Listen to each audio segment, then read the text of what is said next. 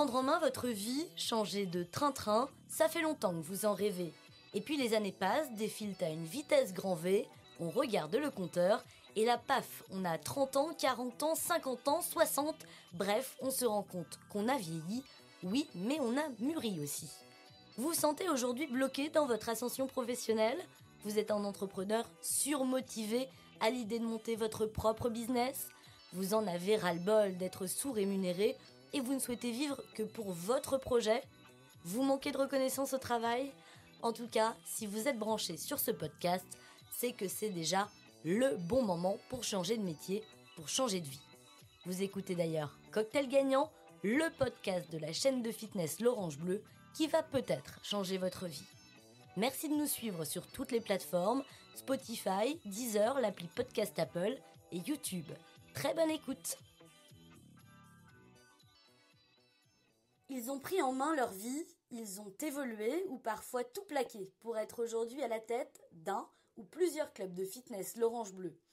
250 gérantes et gérants aux quatre coins de la France et 250 histoires à raconter. Ce sont leurs réussites individuelles qui font la force du groupe aujourd'hui. Des hommes et des femmes inspirants qui sont aux commandes et qui livrent à notre micro leurs aventures de vie. Très heureuse aujourd'hui de recevoir Emmanuelle Durand. Bonjour Emma. Bonjour Jolène. Alors je dis Emma puisque tu aimes que l'on t'appelle ainsi et tu es la gérante de deux clubs, l'Orange Bleu à Granville et Villedieu-les-Poêles, ça se situe dans la Manche. Tu vas partager aujourd'hui avec nous ton parcours d'ancienne coach sportive à patronne de deux clubs. Ce que j'aimerais savoir déjà pour commencer cette interview, c'est quel a été ton premier point de contact avec l'Orange Bleu ? Mon premier point de contact en fait avec l'Orange Bleu, ça a été du coup d'être coach sportif sur l'ouverture de la salle de Granville en 2014. Tu étais déjà coach sportive auparavant ? J'étais déjà coach sportive auparavant, j'ai eu mon diplôme en 1999. Et tu as toujours fait du sport avant même d'être diplômée, de vouloir faire ce métier ? J'ai toujours fait du sport. Donc on est un peu sur un métier passion finalement. Exactement.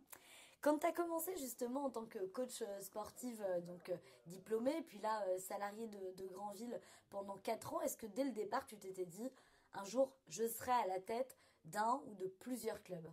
Alors effectivement, j'ai commencé en tant que coach et c'était un rêve, un aboutissement en fait par rapport à ma carrière de devenir patronne un jour d'un club.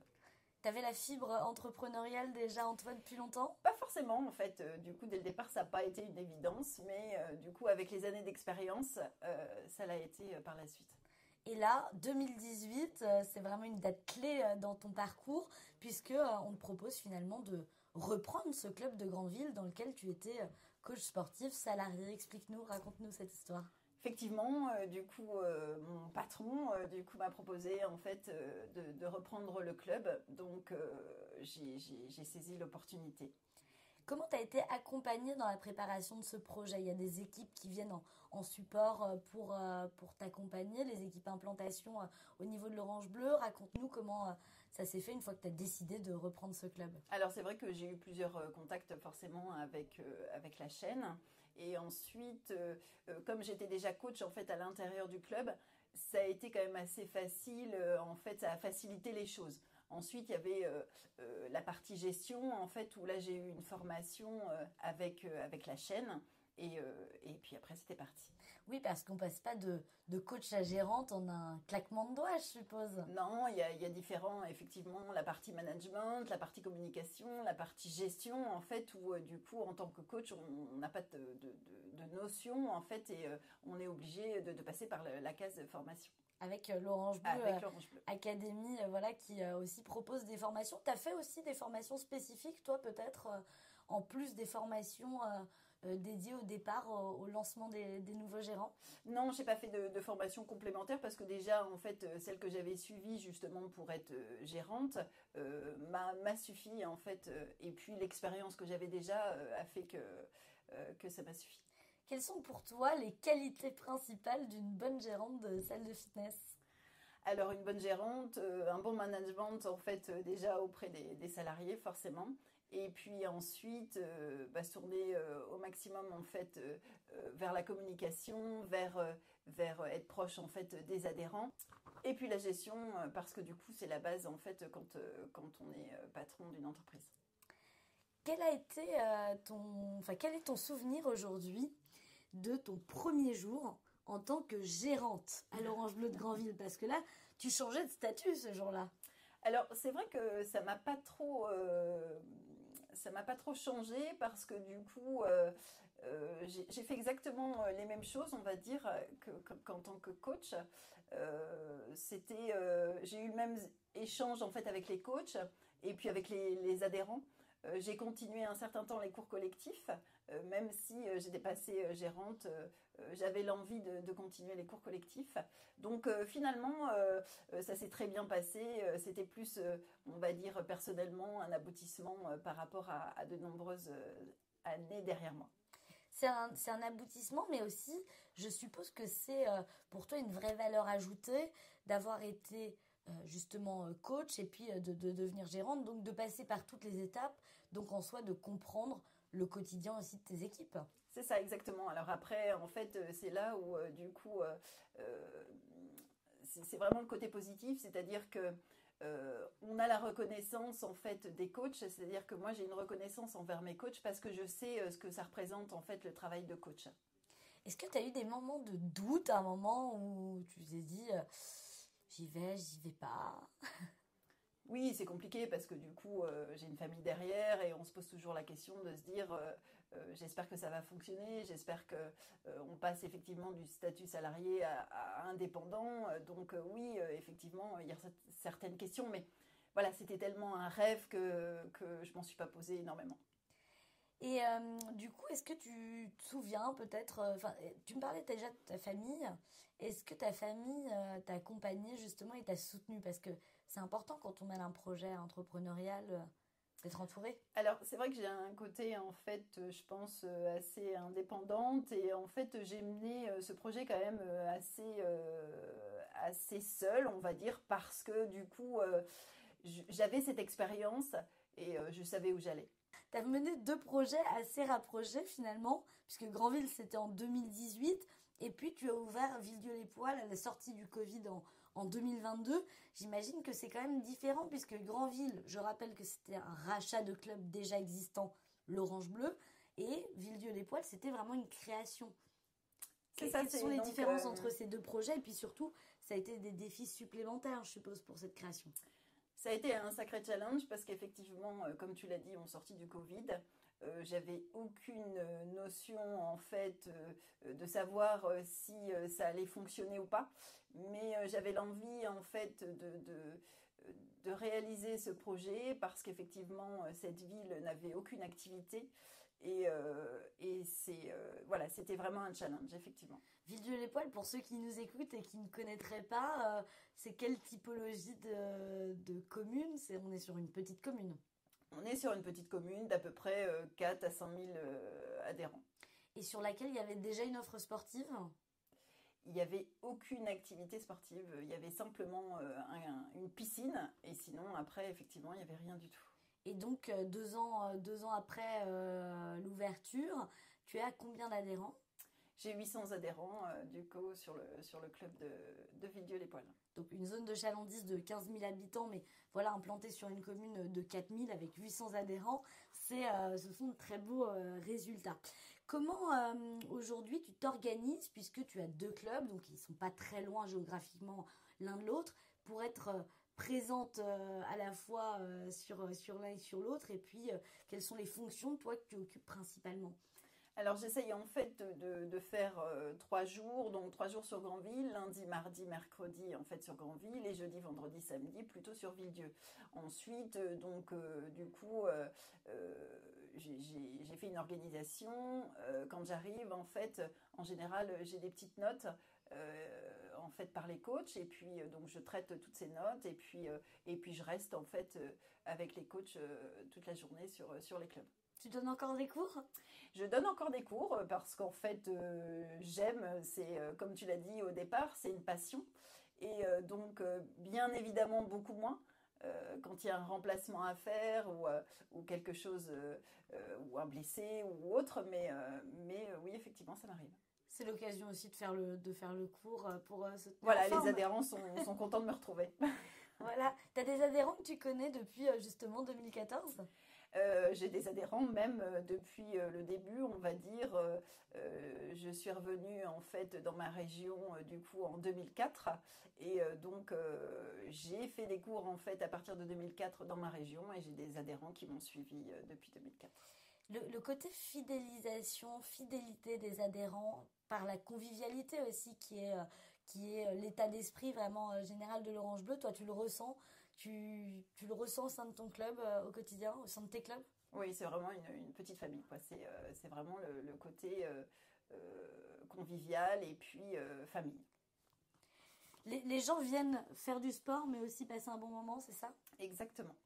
Ils viennent effectivement passer un bon moment, discuter en fait avec les coachs, entre eux, et ça fait vraiment famille au sein d'Orange Bleu. Tu parles de famille justement, comment quand on est entrepreneuse à la tête de structures, on arrive à bien gérer sa vie pro et sa vie perso? Alors c'est vrai que dans un premier temps, ça a été un petit peu compliqué puisque du coup sur le lancement de vidéo, il fallait être, on va dire, omniprésent sur le club de façon à bien le lancer. Ensuite, le fait d'avoir de très bonnes équipes sur place aide en fait aussi du coup à se libérer pour être avec sa famille le plus possible. De fonctionner en confiance, c'est primordial. Exactement, il faut avoir confiance en fait dans ses équipes et, et puis c'est comme ça que ça fonctionne.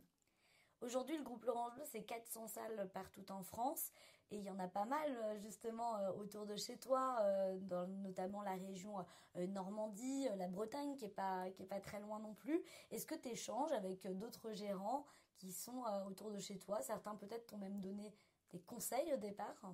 Oui, c'est vrai que du coup, alors j'échange pas mal en fait avec les gérants.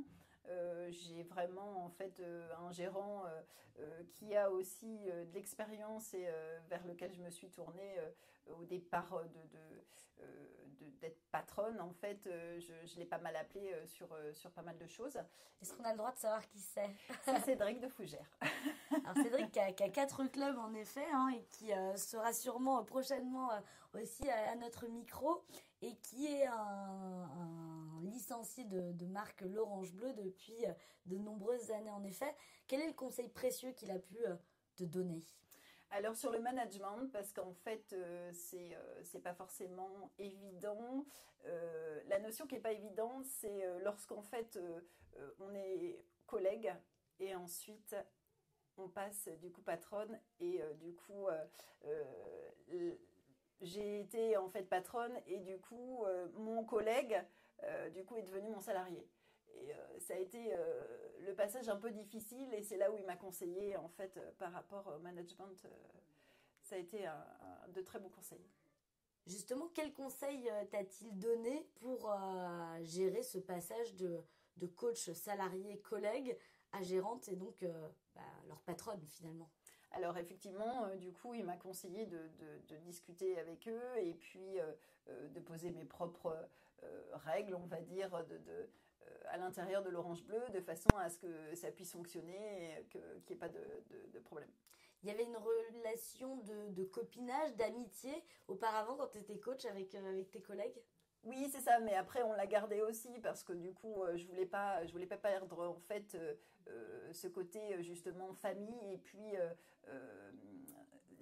j'avais pas envie de perdre ce contact. Et aujourd'hui, ce sont toujours les mêmes qui sont avec toi à Granville? Aujourd'hui, ce sont toujours les mêmes. Ok, donc preuve que ça a bien fonctionné. Exactement, ça a bien fonctionné. Si c'était à refaire, justement, est-ce que tu changerais certaines choses? Non, je ne changerai rien. Le club fonctionne très bien aujourd'hui et non, je ne changerai rien. 1700 adhérents à Granville, 800 à Villedieu-les-Poêles, on peut dire que c'est un vrai succès.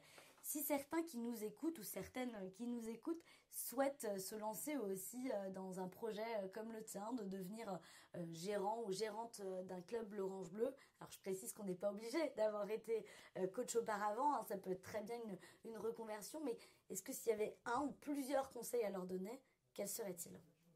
Tout simplement lancez-vous parce que c'est une belle aventure et puis avec une belle équipe au sein du siège L'Orange Bleu qui nous aide quotidiennement par rapport en fait à tous ces projets, que ce soit un rachat ou que ce soit un lancement. Il n'y a absolument pas de problème et puis c'est vraiment une belle réussite. Aujourd'hui, quelles sont les équipes avec lesquelles tu es le plus en contact au quotidien ? Alors au quotidien, essentiellement avec mon responsable régional. Effectivement, je me tourne vers lui en fait quand j'ai des questions. Donc ça va être effectivement essentiellement Florent qui fait partie de la région. Florent, il vient de voir tous les combien ? Explique-nous comment ça fonctionne. Alors Florent, il vient à peu près, on va dire, ça dépend des moments, en fait, des périodes. C'est-à-dire que il va avoir des périodes où il va venir un petit peu plus quand ce sont des grosses périodes, comme janvier ou septembre, où pour nous, effectivement, c'est un petit peu plus important au niveau du chiffre d'affaires. Et ensuite, ça va être un petit peu plus espacé, on va dire, tous les 2 mois. On va clôturer cette interview, puisqu'on arrive quasiment à la fin, par un moment fort qui a marqué ton parcours. Et finalement, là, je reviens presque au début de l'interview, puisque la séquence émotion pour toi, c'était la signature chez le notaire. Raconte-nous ce moment. Oui, effectivement, en fait, du coup, j'ai eu mon diplôme en 1999, donc c'était un métier passion, ça a toujours été un métier passion pour moi. Et effectivement, en 2018, à la signature, en fait, en me disant, ça y est, du coup, j'ai réalisé mon rêve, j'ai mon premier club, rien que pour moi. Ça tremblait un peu au niveau du stylo ? Oui, forcément. C'était assez émouvant, c'est vrai que ça marque. Évidemment. Pour la deuxième signature, c'était la même émotion ? La deuxième signature, c'était différente puisque c'était mon projet. Et puis, alors après, ça a été un petit peu plus stressant parce qu'on démarre vraiment de zéro. Mais assez vite, en fait, ça s'est concrétisé par une réussite. Est-ce que tu as envie de dédier un petit message à tes coachs et à tes équipes qui vont certainement écouter ce podcast ? Alors merci à vous d'être avec moi au quotidien et puis de me faire confiance sur les projets, sur ces 2 projets.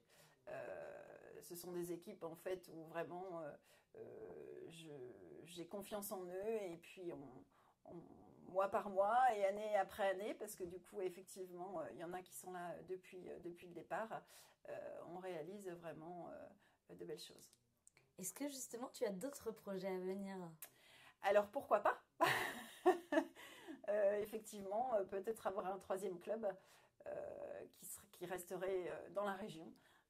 Peut-être un rachat, mais voilà, pour l'instant, rien n'est fait. Mais tu reviendras nous en parler quand les choses se concrétiseront alors. Bien évidemment. Tu sais que l'émission s'appelle Cocktail Gagnant. Alors pour clôturer cette interview et ce moment ensemble qui était très agréable, d'ailleurs je t'en remercie Emma, je vais te demander de me donner 3 mots qui seraient ton cocktail gagnant pour caractériser ton histoire avec l'Orange Bleu. Alors je dirais famille, valeur et rêve. Et en tout cas, ça fait rêver et j'espère que ça inspirera des porteurs de projets qui nous écoutent. Merci à tous d'ailleurs d'avoir écouté ce cocktail gagnant, le podcast qui va peut-être changer votre vie et je vous le souhaite. On se retrouve dans 2 semaines pour un nouvel épisode sur toutes vos plateformes de podcast préférées. Et d'ici là, n'oubliez pas, c'est à vous de réveiller l'entrepreneur qui sommeille en vous.